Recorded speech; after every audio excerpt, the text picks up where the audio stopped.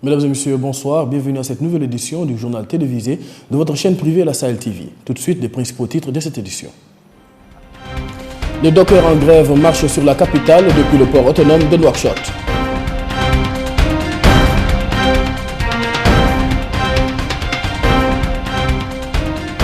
Un centre de collecte de lait dans le Had el-Chargui, une expérience toute neuve.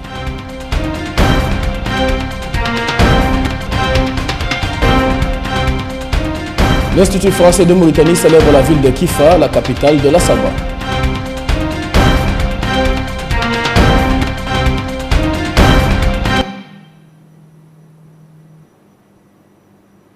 Mesdames et messieurs, bonsoir.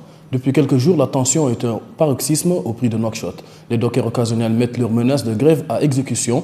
Aujourd'hui, c'est une marche qui les a conduits aux abords des marchés de la capitale. Tout ça pour protester contre une situation qu'ils trouvent arbitraire. Explication avec Ali Abbas, Cheikh El-Hadrami. Les dockers chargés de la manutention portuaire au niveau du port de Nouakchott sont entrés en grève depuis lundi pour protester contre la persistance du recours au système de sortie des conteneurs en ville plutôt que sur les terre-plans du port. Une mesure décréée dès sa mise en vigueur par les dockers qui estiment être victimes d'un manque à gagner important n'ayant impliqué le déchargement des bateaux. Cette manifestation a été déclenchée suite à un mot d'ordre lancé par la section syndicale de la Confédération générale des travailleurs de la Mauritanie. Les dockers rejettent la mesure de faire sortir de l'établissement portuaire des camions chargés pour être déchargés dans les magasins au centre-ville. C'est le moment pour ces protestataires de s'indigner contre la violation des textes et lois relatifs à l'organisation de la main occasionnelle et professionnelle portuaire qui contribue à l'économie nationale. Aujourd'hui comme hier, ils exigent l'annulation du système TC qui nuit selon eux leurs conditions de travail.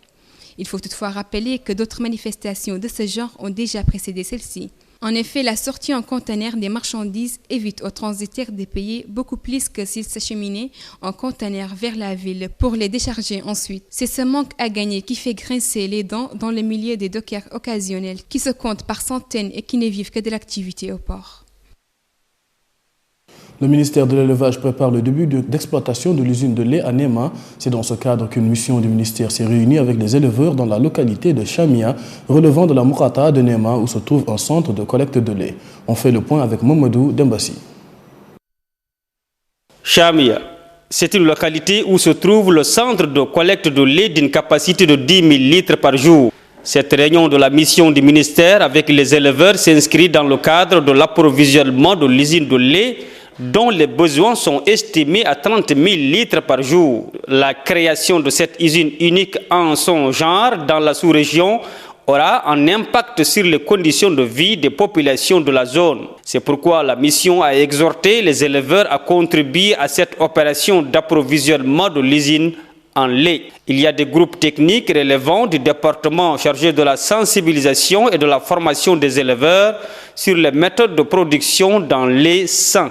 Ces groupes sillonneront durant un mois toutes les collectivités relevant des centres de collecte et ce, dans le cadre de la préparation du démarrage effectif des activités de l'usine de lait à Nema, dont la création a nécessité de mobiliser par l'État une enveloppe financière de plus de 7 milliards de Gouya. La mission a tenu également des réunions similaires dans les villages de Werkenne et Bengu qui abritent 2 centres de collecte de lait d'une capacité chacun de 10 000 litres de lait par jour. Il faut dire que la Mauritanie est un pays d'élevage qui dispose d'une forte capacité de production laitière dont l'expansion est aujourd'hui limitée par la concurrence de la production locale par le lait importé. Le lait local mauritanien est reconnu pour sa bonne qualité nutritionnelle et nutritive d'une part et sa très bonne adaptation aux prédispositions des consommateurs locaux. Il convient donc de faire la promotion de ce lait local afin de développer ce secteur dans notre pays. Notre paysage politique vient de s'enrichir d'une nouvelle initiative qui promeut les valeurs patriotiques pour l'émergence dénommée Initiative pour une patrie émergente, en sigle IPE. Cette initiative adossée à la majorité présidentielle est un cadre regroupant des acteurs politiques, sociaux, culturels, artistiques et économiques qui vont œuvrer à apporter leur contribution sur les questions d'intérêt national. Ramata Dem nous en dit plus.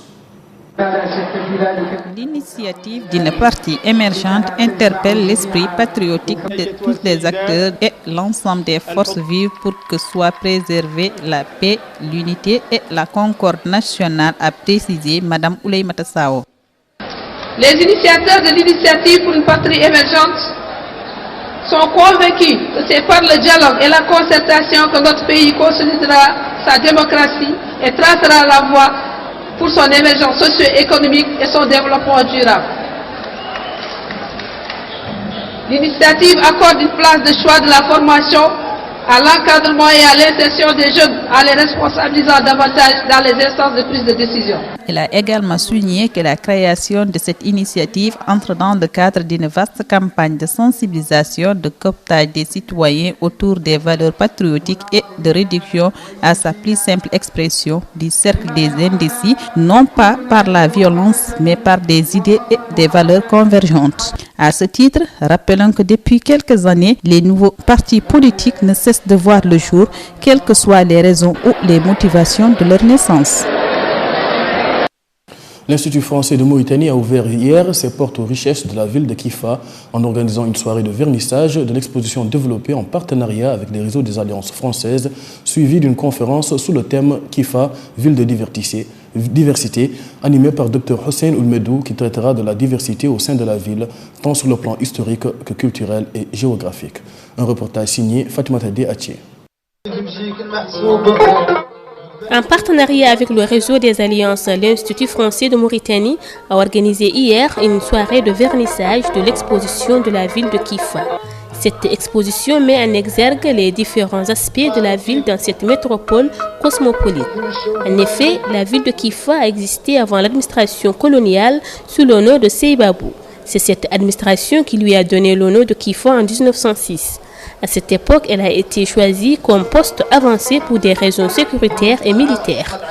Alors ce soir, l'idée c'est de mettre en valeur un travail qui est fait à l'Institut français, qui est un travail d'archivage, de conservation d'un certain nombre de documents importants pour la Mauritanie, et qui se fait notamment grâce au soutien de la Banque nationale de Mauritanie qui nous aide pour mettre en place ce travail. Et on a choisi de mettre en valeur une ville de Mauritanie, au-delà de Nouakchott. Ce soir c'est Kifa, et on va tâcher dans les mois qui viennent de faire d'autres opérations comme celle-ci.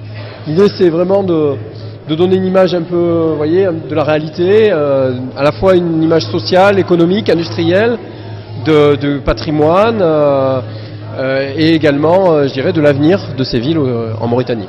Cette exposition a été suivie d'une conférence animée par Dr Hossein Oulmedou sous le thème Kifa, ville de diversité, qui a mis en exergue la diversité au sein de la ville de Kifa, tant sur le plan historique, culturel et géographique. En parlant de l'histoire de la ville fondée en 1906, on peut toujours trouver des illustrations palpables de cette concrétisation de ces brassages, de cette diversité. Si on parle des familles répandues et très célèbres à Kifa, le chef d'Ixar de Kifa, du village de Kifa, M. Bassil, El Moudi Kamra, El Moudi Fafna, El Mamadou Mane, Tourado Kamra, Khalilou Ndiaye, Hamel Selme, El Selme, Bandaboy, Malk Ndiaye, Bakr Fall, Doustahi.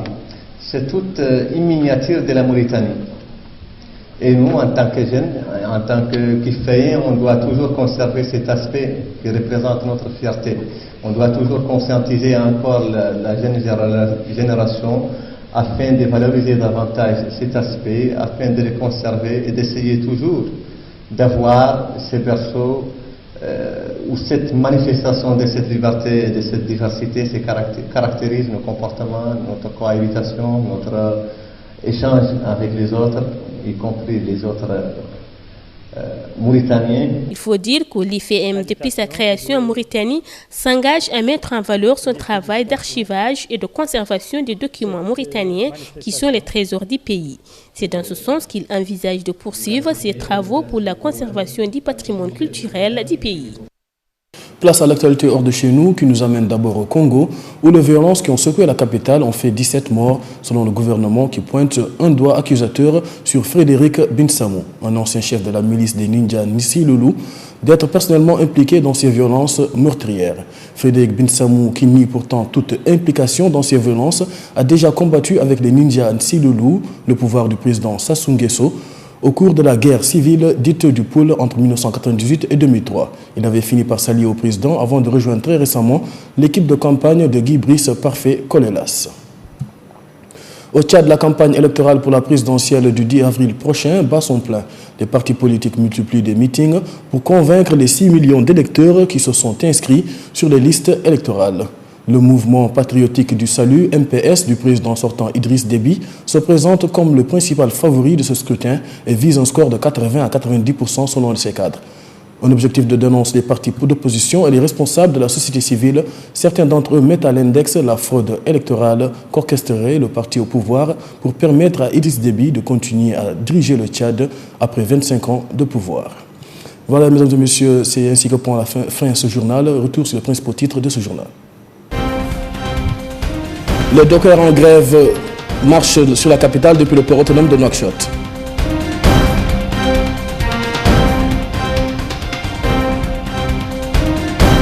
Un centre de collecte de lait dans le Had al-Shargi, une expérience toute neuve.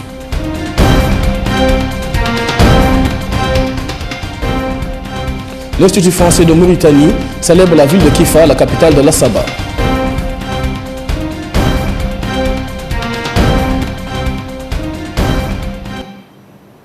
Mesdames et messieurs, merci de nous avoir suivis. L'information continue sur notre site internet www.sahel.tv. Merci à toute l'équipe technique et rédactionnelle pour la confection de ce journal. Merci et au revoir.